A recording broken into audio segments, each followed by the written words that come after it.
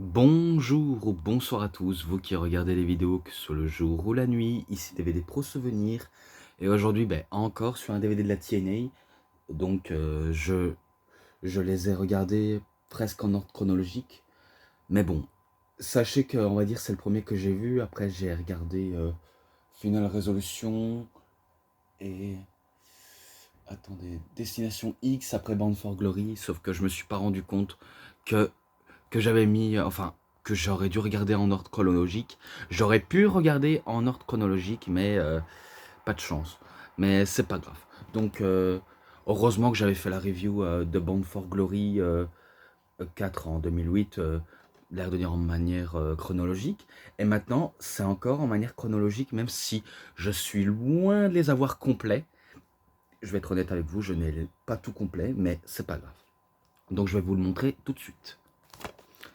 Turning Point 2008, avec comme tête d'affiche que je vois là, Christian Cage, Booker T, AJ Styles, Kurt Angle et le monstre Abyss. Et oui, il était pas mal aussi ce show, un peu on va dire sous-coté, mais il était pas mal, même s'il est loin d'être exceptionnel.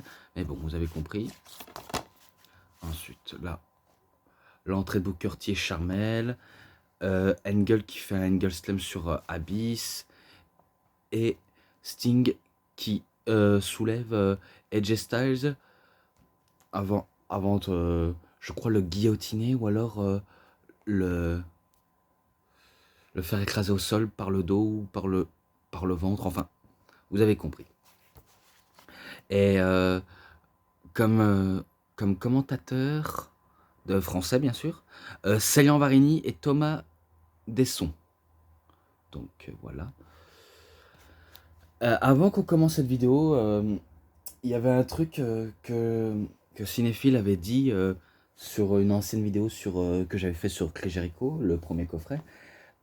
Avant que je commence, je tenais à dire, parce que vu comment j'avais dit par message, que si seulement j'avais le Best of Madison Square Garden, eh ben je ferais une review. Et après, je sais pas pourquoi, mais tu dis que... Et pourquoi pas faire une review à... Ouais, mais si j'ai pas le DVD, car si j'ai pas le DVD, je fais pas de review. Si j'ai pas le coffret DVD, je fais pas de review. Si, si j'ai pas ce que je n'ai pas, je vous montrerai pas en vidéo. Donc, c'est pas comme si, on va dire, je prends mon téléphone, je veux dire, ah, ce qui s'est passé au Madison Square Garden, comme ça, vous voyez, filmer ma farte, Madison Square Garden, il y a eu un match en main event entre, attendez, allez, Hulk Hogan, Mr. T contre Roddy Piper et Paul Orndorff, ou je sais pas moi, quelque chose comme ça. Mais après, je sais bien qu'il y a eu d'autres en main event au Madison Square Garden avec tous les shows confondus, mais bon, c'est un petit peu stupide si jamais je fais une review comme ça. Mais bon, il faut savoir, quand je n'ai pas ce que je n'ai pas, je fais pas de review. Car si tu fais une review alors que t'as pas ce que tu as, ben, c'est ridicule. C'est complètement ridicule. Donc je vais pas faire une chose que je n'ai pas de manière ridicule. Et pour couronner le tout, il y a un truc que je n'arrête pas de causer, que je dis toujours. Puisque tu parles de ça, est-ce que tu l'as réellement dans ta collection? Car je sais bien que tu avais parlé en message de ta collection, que tu en avais une 400aine, quelque chose comme ça. Et que je me suis dit, mais pourquoi tu t'es pas lancé sur YouTube Voilà, je me suis dit, pourquoi tu t'es pas lancé avec une collection pareille, 400, même 500, quelque chose comme ça, même si je sais bien que tu avais dit que tu étais dans les 400 aidés, que voilà, je me suis dit, mais pourquoi n'as-tu pas fait, on va dire, présentation de tes vidéos? Ça peut être intéressant, cinéphile. Après, peut-être aussi que tu es aussi fan de cinéma, quelque chose comme ça, parce que c'est vrai, cinéphile, ça a un rapport avec le cinéma, donc tu vois tout ce qui est film, film américain, film français, film de haute qualité, Donc, pourquoi tu t'es pas lancé en ça? Peut-être que t'as peut-être pas une caméra pour filmer. Tu sais, même avec ton téléphone, tu sais filmer, le mettre en ligne sur YouTube, tu sais. Donc, après, peut-être que tu veux pas, peut-être que tu te feras peut-être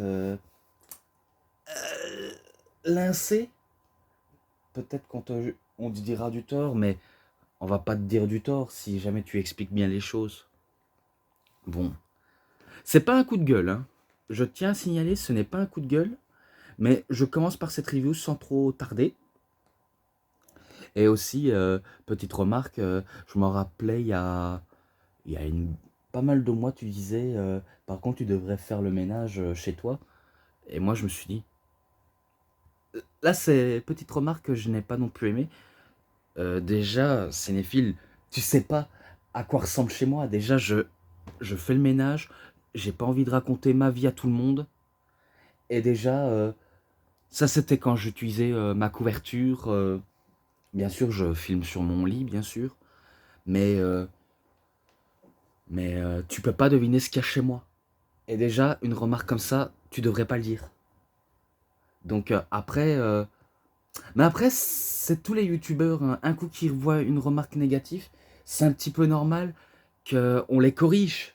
Car déjà, ça se dit pas. Ça se dit pas, donc il faut être réaliste, ça se dit pas. Donc là, je dis de manière gentille, pas méchamment. Donc tout d'abord, ben, il y a les bonus. Par exemple, je me rappelle le petit clip, si je me rappelle bien, de...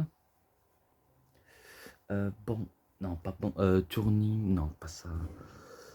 Ah, il y avait des clips, mais je ne sais plus à quoi, mais c'est pas grave, hein. Mais en tout cas, si vous possédez les planètes Catch, bien sûr, si vous étiez fan de la TNA et que vous en collectionnez des DVD de TNA en français, ben, vous avez sûrement de la chance, car moi, car c'est vrai que moi, je suis un fan avant de la TNA, même si je regarde un petit peu aujourd'hui à quoi ça ressemble, même si aujourd'hui, parce que je viens de me réveiller, j'ai regardé Bound for Glory en 2022, et qu'il y avait même l'apparition d'AJ Styles. Enfin, il n'est pas apparu, mais en fait, ça filmait chez lui, par satellite, donc ses caméras par satellite, et qui disait félicitations à la fédération, même si je me rappelais qu'il avait dit un petit peu du mal à la fédération.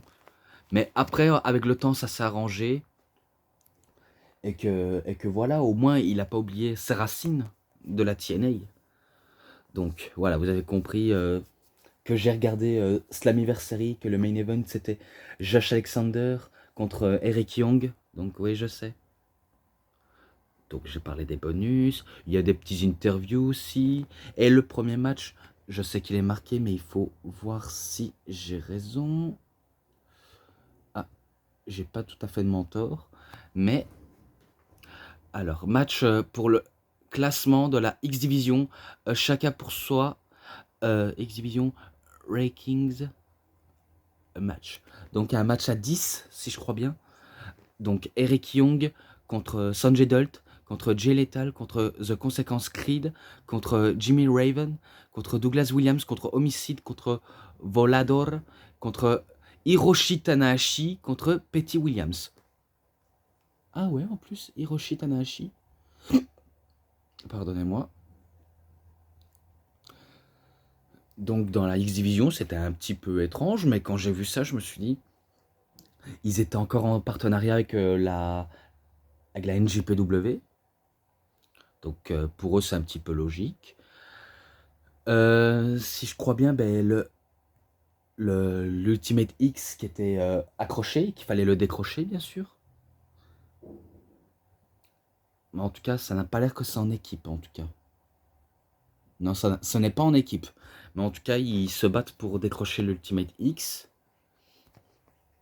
Et si je me trompe pas, c'est... Attendez. C'est Eric Young qui bat tous ses participants pour capturer le Ultimate X. Donc victoire d'Eric Young. Et ce match-là, bah, je lui mets un 3,20 pour commencer. Ensuite, match féminin par équipe. Des knockouts. Donc de la TNA. Roxy et Tyler Wilde contre Awesome Kong et Raisha Saïd. Et qu'ils étaient accompagnés par Raka Khan. Alors, j'aurais préféré que ce soit Awesome Kong et Saïd, qui battent Roxy et Tyler Wilde. Mais finalement, ben, c'est Tyler Wilde et Roxy qui battent Kong et Saïd, quoi. Donc, le match là, je lui mets, allez, pas rien, 3,20. Je leur donne une chance, mais il était pas mal. Ensuite, Rhino contre Sheikh Abdul Bashir. Et par contre, quand je regarde sur Wikipédia, pardonnez-moi, je vois que ça a un CH alors que c'est SH pour Chic. Et c'était en match simple. Je croyais qu'au début c'était un match hardcore et finalement, quand j'avais regardé en DVD, ben, c'était en match simple. Et ben c'est Rhino qui bat le Sheikh Abdul Bashir. Et ce match-là, ben, je le mettrai sans trop mettre tout dans le même ordre. Allez, je lui mets un 3,5. Celui-là, ça va être un petit peu augmenté, donc à 3,40. Donc, Beer Money Inc., James Storm et Bobby ou Robert Hood, avec Jacqueline, contre les Motor City Machine Guns, Alex Shelley et Chris Sabins. Donc, c'était pour les titres du monde par équipe. Ouais, il est marqué en plus. Je me rappelais qu'au début, ils avaient une petite embrouille avec Mick Foley. Enfin, c'est plutôt les Motor City Machine Guns. Mick Foley disait qu'il faut respecter les légendes à la TNA, car après, on s'étonne pourquoi on a une mauvaise image d'eux. Donc, il leur donne des conseils, mais les Motor City Machine Guns n'en font qu'à leur tête. Je sais pas s'ils étaient heal ou ils étaient face, mais à mon avis, je sais bien qu'ils étaient adorés du public, les Motor City Machine Guns, mais comportement en coulisses, c'était, on va dire, pas du top. Bien sûr, à la télévision, hein, si c'est dans une storyline, donc c'est un petit peu normal. Et ben contre toute attente, ben, c'est Beer Money Inc. qui bat les Motor City Machine Guns. Et comme j'ai dit, je lui ai mis un 3,40. Voilà, comme je l'ai dit. Ensuite, Booker T contre Christian Cage, et qu'il est accompagné par Charmel Booker T. Match pour le championnat de légende à la TNA. Et je me rappelle qu'il y aura beaucoup de changements. Par exemple, le championnat TV, championnat global. Enfin ça, je me rappelle très très bien en tout cas. Et il y a une stipulation. Euh, conformément à la stipulation d'avant match, Cage a été donc il a été contraint de rejoindre la Main Event Mafia. Donc s'il perd, il rejoint la Main Event Mafia. Et s'il gagne, ben, il est champion et il rejoint pas la Main Event Mafia. Après, je crois que cette période, c'était une courte durée. Donc forcément. Et le vainqueur dans ce match, eh ben, c'est... j'allais dire Christian Cage, mais non, c'est Booker T qui bat Christian Cage. Et ce match-là, ben, je mets aussi un 3,40. Et pareil pour Angle Abyss. Après, vous allez me demander pourquoi je mets des chiffres comme ça. En fait, c'est parce que quand un match est bon, même si vous ne le voyez pas du même œil, j'essaie de trouver une cohérence en notant de manière correctement, pas de manière, on va dire, débile des fois. C'est vrai que ça m'arrive des fois, mais des fois j'essaie de leur donner une chance, même si des fois ça m'a bien plu ou pas tellement. Mais bon, faut savoir que je ne suis pas Dave Metzler. Je ne note pas 5 étoiles alors que le match est loin d'être un masterclass. Donc ça se voit du côté de All Elite Wrestling. Mais bon. Donc Kurt Angle contre Abyss, dans un match Falls Count Anywhere, donc les tombées peuvent se faire n'importe où. Et, si je me rappelle bien, ça a terminé dans le ring avec un ankle lock, si je crois bien, sur le monstre Abyss. Donc ankle lock, enfin Kurt Angle fait un ankle lock sur Abyss, et si je crois bien, il abandonne. Attendez. Ah non, non, non, c'est pas ça. Il abandonne par tomber, donc un angle slam, mais je crois qu'il s'est fait aider par la Main Event Mafia, Kurt Angle, vu comment il faisait partie. Après, ben, donc en match 1 contre 1, il est bien marqué. Normalement, Samoa Joe devait se venger de l'agression horrible qu'il a eue. Donc ça a forcé à Samoa Joe de créer la nation de violence. Donc il veut se venger de cette trahison que Kevin Nash et la Main Event Mafia l'ont fait. Donc il cherche à se venger, à montrer qu'il ne faut pas l'enterrer trop rapidement. Et là, bah, malheureusement, bah, il se fait battre par Nash. Encore l'aide de la Main Event Mafia. Je le vois arriver. Car la Main Event Mafia, bah, ils étaient sur tous les coups. Mais vraiment sur tous les coups. Donc c'est victoire de Nash. Et ce match-là, bah, je lui mets un 3,5. Hein, je lui mets un 3,5. Hein. J'ai pas forcément le choix. Et le Main Event, bah, c'est un masterclass. Donc pour le championnat du monde poids lourd de la TNA, donc Sting, le champion, contre AJ Styles.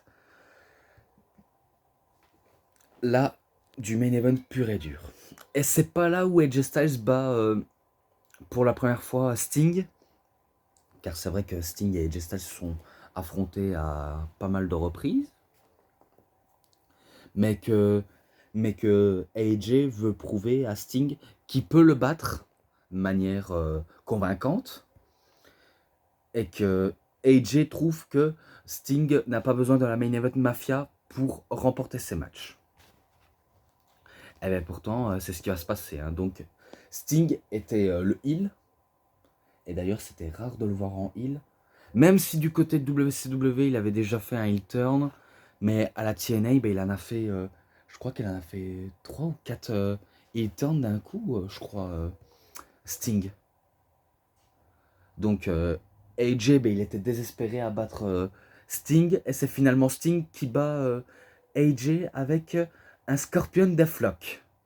Donc il bat AJ Styles et il conserve son titre et il fête avec la Main Event Mafia, tandis que AJ, totalement frustré de cette défaite, veut essayer de se remettre de cette défaite amère qu'il a subie, que pour lui c'est une humiliation, et que ça va être dit dans l'exclusivité en, en interview, quand il va se faire interviewer, et même Sting va se faire interviewer. Donc voilà, ce match-là, je lui mets un 3,50. Et j'en ai fini avec cette review. Donc voilà, j'espère que vous avez très bien aimé. Et match, enfin bonus, les matchs ensemble. Allez, il était pas mal. En plus, j'avais ces DVD-là, la plupart des DVD TNA, j'avais les yeux rivés dessus. Sauf que à l'époque, vu comment j'avais pas internet, je savais pas non plus commander sur l'édition Planet Catch, bien sûr. Donc c'était compliqué. Et que, faut dire, je ne suis pas non plus un gros collectionneur des DVD de TNA.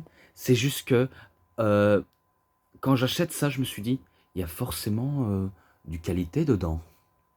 Et c'est pareil que la plupart des DVD de catch. Hein. Faut pas croire que toute ma vie, je les ai collectionnés toute ma vie jusqu'à mon enfance. Car c'est vrai que je galérais de fou à, à les trouver, car je suis un gros passionné, comme certains d'entre vous.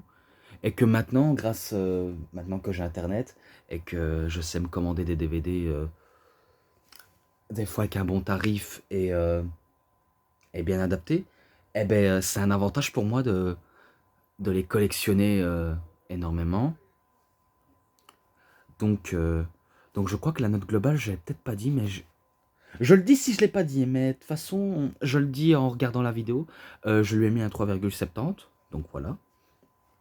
Donc, je crois que c'est tout pour aujourd'hui. J'ai déjà assez trop dit. Donc, si vous avez aimé cette review sur TNA Turning Point 2008, faites-moi le savoir. En tout cas, si vous avez aimé ce que j'ai cité. Et, euh, et moi, je m'arrête ici. Donc, vous savez ce qu'il vous reste à faire en tout cas. Likez la vidéo, commentez, partagez, abonnez-vous à ma chaîne. Cliquez sur la petite cloche pour avoir plus de notifications des prochaines vidéos. Et moi, je vous dis bonne journée, bonne soirée à tous. Au revoir tout le monde pour une prochaine vidéo.